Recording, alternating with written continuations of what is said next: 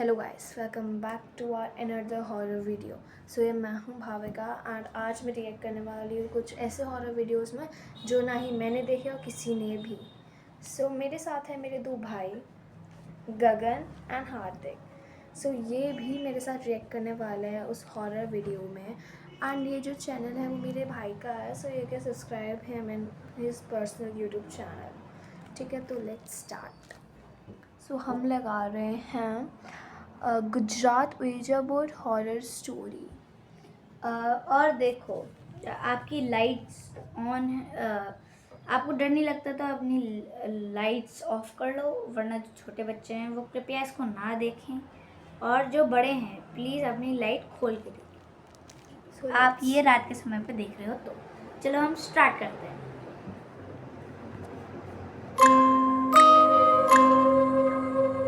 Guys, मान लो कि आप एक ऐसे घर में रह रहे हो जहां आपको छोड़कर हर कोई जिंदा नजर आ रहा है। आप हर एक के पास जाकर मदद मांग रहे हो, लेकिन वो आपको एक प्रेत आत्मा समझकर डर जाते हैं। ये महज एक कहानी नहीं है, एक हकीकत है। ये हकीकत आपको एक ऐसी गेम खेल के पता चलेगा जिसका नाम है ouija बोर्ड। इस गेम के कुछ नियम होते हैं, लेकिन अगर आप उन्हें फॉलो नहीं करोगे फिर दूसरी दुनिया के कुछ लोग आकर आपके साथ एक खेल शुरू कर देंगे। फिर वही होगा, आप जिंदा लोगों से मदद की गुहार लगाते रहोगे और वो आपको महज एक प्रेत आत्मा समझेंगे। ये सब मैं आपको बस इसीलिए बता रहा हूँ क्योंकि ऐसी ही कुछ घटना हमारे देश के गुजरात में हुई थी। यहाँ के वडोदरा शहर, एक कपल ऐसे एक घर में चले गए थे जहाँ सब कुछ ठीक था, लेकिन उनकी सिर्फ एक गलत हरकत की वजह से आज तक वो कमरा बंद रखा गया है। लेकिन ये कमरा क्यों इतना श्रापित माना जाता है, आज हम इसी के बारे में बात करेंगे। लेकिन अब ये वीडियो शुरू करने से पहले ऐसे ही और हॉरर एंड मिस्टीरियस वीडियोस देखने के लिए सब्सक्राइब कर दीजिए इस चैनल को।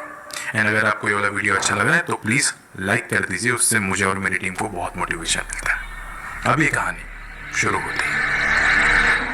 जय और मेघना साल 2018 से रिलेशनशिप में थे, लेकिन रिलेशनशिप में आने के कुछ ही महीनों बाद जय को लंदन में एक जॉब लग गई थी, बहुत अच्छी। तो वो लोग ज्यादा टाइम साथ में नहीं रह पाए थे। पीछे को बैकग्राउंड मेघना हर दिन जय को बोलती रहती थी कि वो उसके बिना रह ही नहीं पा रही। इनफैक्ट लॉन्ग डिस्टेंस की वजह से उन दोनों के बीच में बहुत सारे झगड़े भी हो रहे थे। पर 2 साल बाद जब पूरी दुनिया में लॉकडाउन अनाउंस हुआ तब जय को ना चाहते हुए भी इंडिया में वापस लौटना पड़ा। इस बात से जय तो नाराज था कि उसे अपनी जॉब छोड़कर वापस इंडिया आना पड़ रहा है, लेकिन मेघना काफी ज्यादा खुश थी कि चलो फाइनली अभी हमें वापस से रिलेशनशिप ठीक करने का एक मौका मिल रहा है। जब जय इंडिया आया तब मेघना उसे लेने एयरपोर्ट पहुंच गई।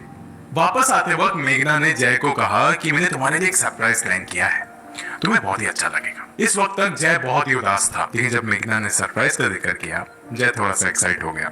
अब शाम हो रही थी। सुबह से लेकर शाम तक जय अपने सारे घर वालों को मिलकर एकदम सेटल हो चुका था, आराम कर रहा था। शाम को मेघना का उसे मैसेज आता है कि मैं 10 मिनट में तुम्हारे घर के नीचे आ रही हूँ, तुम नीचे उतर जाना और हाँ, एकदम रेडी होकर आना। जब जय नीचे जाता है, मेघना ऑलरेडी अपनी कार लेकर उसका इंतजार कर रही थी। वो जल्दी से उसे एक बिल्डिंग तक लेकर जाती है। जय कहता है कि यहाँ क्यों आए हैं?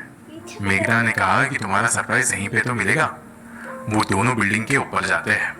जैसे ही मेघना घर का दरवाजा खोलती है, जय को उसके सारे दोस्त नजर आते हैं जो कि उसके वापस आने की खुशी में वहां इकट्ठा हुए थे। जय एकदम खुश हो चुका था कि इतने सालों बाद मैं आया हूँ, लेकिन फिर भी लोग मुझसे कितना प्यार करते हैं। उसने एक के बाद एक सबको गले लगाया।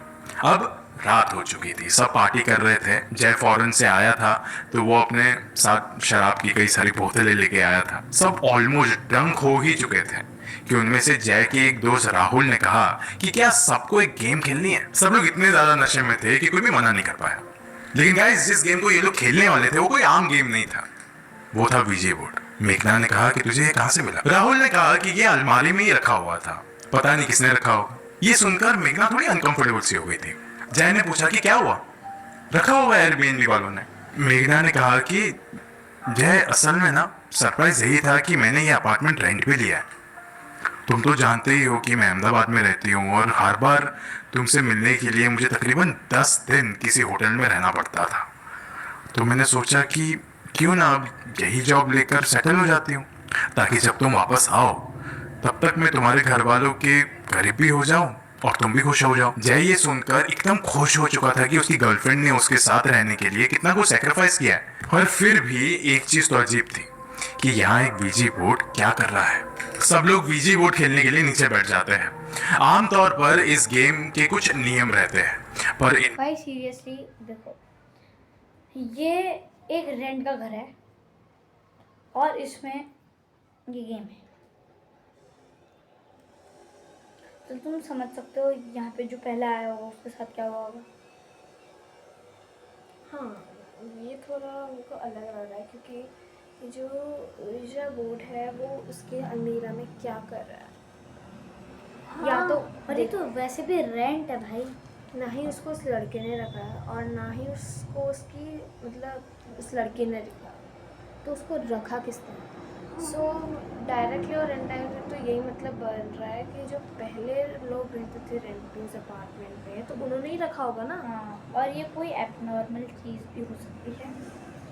अब चलो आगे देखते हैं और स्टोरी क्या है। में से किसी को भी वो पता नहीं था। बस अपने नशे में और मस्ती में वो मुर्दों का मजाक उड़ा रहे थे। मस्ती मस्ती में वो बोर्ड के ऊपर शराब गिरा रहे थे और स्पिरिट्स को बुलाने की कोशिश कर रहे थे। पर जब तकरीबन 10 से 15 मिनट हो चुके थे, उनको कुछ भी महसूस नहीं हो रहा था कि आसपास कुछ भी पैरानॉर्मल है, तब उनका इंटरेस्ट यहाँ से चला गया और पार्टी उन्होंने दोबारा शुरू कर दी। अब रात के तकरीबन 1:30 बज चुके थे। एक के बाद एक हर कोई निकल चुका था। अब घर में सिर्फ मेघना और जय थे। अब गाइस, जो कपल पिछले 2 साल से एक दूसरे से नहीं मिले हो, वो तो इसी मौके की तलाश करते हो, इंटीमेसी। तो अब वो दोनों काफी ज्यादा करीब आ चुके थे, थोड़ा रोमांटिक हो रहे थे, दोनों बेड पर लेटे हुए थे। पर इससे पहले कुछ भी हो पाए, मेघना को ऐसा लगा कि अभी अभी किसी ने तो उसका पैर खींचा है। मेघना इस चीज को नजरअंदाज कर देती है, लेकिन जब ये चीज उसके साथ दोबारा से होती है, तब मेघना थोड़ी चौकन्ना हो जाती है कि ये सब कुछ हो क्या रहा है आधी रात में। जय ने भी उसे पूछा कि तुम बार बार अपने पैरों की ओर क्यों देख रहे हो, सब कुछ ठीक है।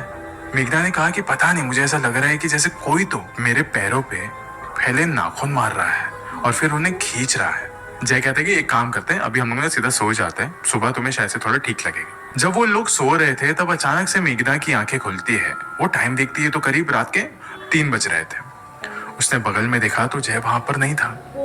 वो उठकर जैसे ही बाहर जा रही थी, उसने सुना कि हॉल में कुछ तो आवाजें आ रही है, जैसे कोई तो बाहर बैठकर बातें कर रहा है। उसने हॉल में जाकर देखा तो जय वहां पे जमीन पर बैठा था और सोफा की तरफ नजर रखकर किसी से तो बातें कर रहा था। मेघना ने वहां देखा तो वहां कोई औरत बैठी हुई थी, खुले बाल, बड़े नाखून, लाल आंखें और उसके पैर उल्टे। वो ये देखकर एकदम जोर से चिल्लाई और अंदर बेडरूम की ओर भागकर चले गई। उसके पीछे पीछे जय भी दौड़कर आया। उसने पूछा कि क्या हुआ मेघना, तुम इतनी चिल्ला क्यों रही हो। मेघना ने कहा कि वो औरत कौन है जिससे तुम बाहर बात कर रहे थे। जय ने कहा कि कौन सी औरत, मुझे तो कुछ भी याद नहीं आ रहा है, मैं अंदर से बाहर कैसे पहुंचा। यार ये सब तुम जो भी बोल रही हो मुझे बिल्कुल भी समझ में नहीं आ रहा है, बहुत अजीब लग रहा है। एक काम करता हूँ, मैं ना कल आता हूँ। इतना बोलकर जय वहां से निकलने लगता है। मेघना कहती है कि प्लीज जय, तुम मुझे छोड़कर मत जाओ, मैं भी आती हूँ तुम्हारे साथ। दोनों अब मेन डोर तक पहुंच चुके थे। मेघना जय को मनाने में ही लगी हुई थी कि तभी मेघना को ऐसा लगा कि वापस से कोई तो मेरा पैर पकड़ रहा है। पूरे घर में अंधेरा था, लेकिन जब उसने नीचे देखा तब उसने देखा कि वाकई में ये किसी का तो हाथ है जिसने मेरा पैर पकड़ा हुआ है। सिर्फ 1 सेकंड में जय की नजरों के सामने ही मेघना को घसीटते हुए एक अनदेखी परछाई खींचकर लेके चली जाती है। जय को समझ नहीं आ रहा था कि ये सब कुछ क्या हो रहा है उसके नजरों के सामने। ये मैं क्या देख रहा हूँ। वो तुरंत बेडरूम की ओर भागते हुए जाता है, लेकिन अंदर से दरवाजा एकदम लॉक्ड हो चुका था। अंदर से कोई भी आवाज नहीं आ रही थी, मेघना की चिल्लाने की भी नहीं। जय दरवाजा पटक पटक कर थक चुका था। उसने सोचा कि मैं एक काम करता हूँ, मैं किसी को बुला कर लाता हूँ। ये सब कुछ बहुत ही ज्यादा अजीब हो रहा है। मेन डोर तक पहुंचते पहुंचते वो हर एक लाइट्स ऑन करते हुए जा रहा था। जैसे ही जय मेन डोर तक पहुंचा, उसके पीछे से बेडरूम का दरवाजा खुलता है। जय ने जब पलट कर देखा तब बेडरूम के अंदर अंधेरे में मेघना खड़ी थी। जय को देखे जा रही थी, लेकिन जय ने नोटिस किया कि मेघना थोड़ी सी अलग सी लग रही है। मेघना के बाल बिखरे हुए थे, उसके कपड़े भी बिखरे हुए थे, उसकी गर्दन थोड़ी सी टेढ़ी थी। उसे देखकर जय ने फौरन कहा कि मैं भाग नहीं रहा था बे, मैं तो मदद मांगने जा रहा था, छोड़ो ये सब, हम फौरन यहाँ से निकल जाते हैं। पर मेघना एकदम भी यहाँ से वहां नहीं हुई, एकदम वहीं पे खड़ी थी। जय फिर उसके तरफ आगे बढ़ा और उसे जाकर सीधा गले लगा लिया, लेकिन जब जय ने बेडरूम की तरफ देखा तब उसे मेघना एकदम बेहोशी की हालत में लेटी हुई नजर आई। जय तुरंत पीछे हट गया। फिर जय ने सोचा कि वो किस औरत को गले लगाया है फिर, अगर मेघना वहां पे है तो। फिर जब उसने इसके तरफ देखा तो ये वही औरत थी जो कि रात में सोफे के ऊपर बैठी हुई थी। अब सवाल ये था कि जय अपनी मेघना को कैसे बचाएगा। रात के 3 बजे जब पूरे घर में इतना ज्यादा शोर हो रहा था तब जाहिर सी बात है कि अड़ोस पड़ोस वाले कंप्लेन करते हैं, पर जब सबने इनका दरवाजा पीटना शुरू किया तब भी किसी ने भी दरवाजा नहीं खोला। सुबह तक ये वाली बात पूरे सोसाइटी में फैल चुकी थी कि इस वाले घर में रात भर कुछ तो हुआ है, किराएदार अंदर ही है पर खोल नहीं रहे। अब कुछ सरफिरे लोगों ने मिलके वो वाला दरवाजा जबरदस्ती से खोल दिया कि क्या पता अंदर लोग खतरे में हो। गाइस, जब वो लोग बेडरूम में पहुंचे तब उन्होंने देखा कि 2 लोग आंखें खोलकर सिर्फ एक दूसरे की तरफ देख रहे हैं और उन दोनों के बीच था वीजी बोर्ड। कैसे कैसे करके उन दोनों को होश में लाया गया, पर आखिर उस एक पर्टिकुलर मोमेंट के बाद क्या हुआ ये ना जय को याद है और ना ही मेघना को।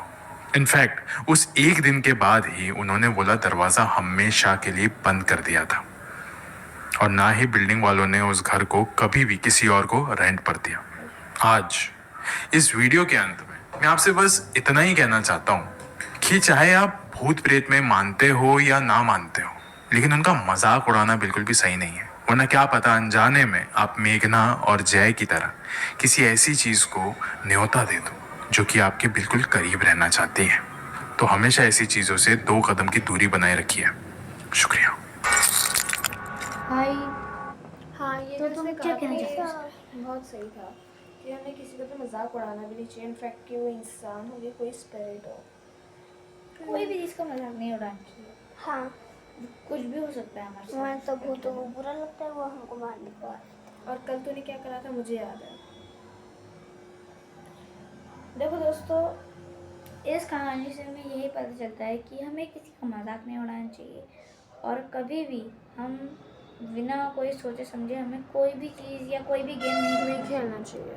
और दूसरी बात, हमें बिल्कुल भी नशा नहीं करना चाहिए कि हमें कुछ याद ना रहे कि हम कर क्या रहे हैं। ये बहुत गलत चीज़ होती है।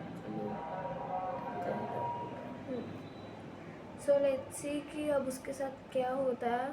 आई होप कि आपको ये वीडियो अच्छी लग रही होगी। अगर लग रही इसका होगी पार्ट 2 भी आएगा। वो भी बहुत जल्दी। सो बाय।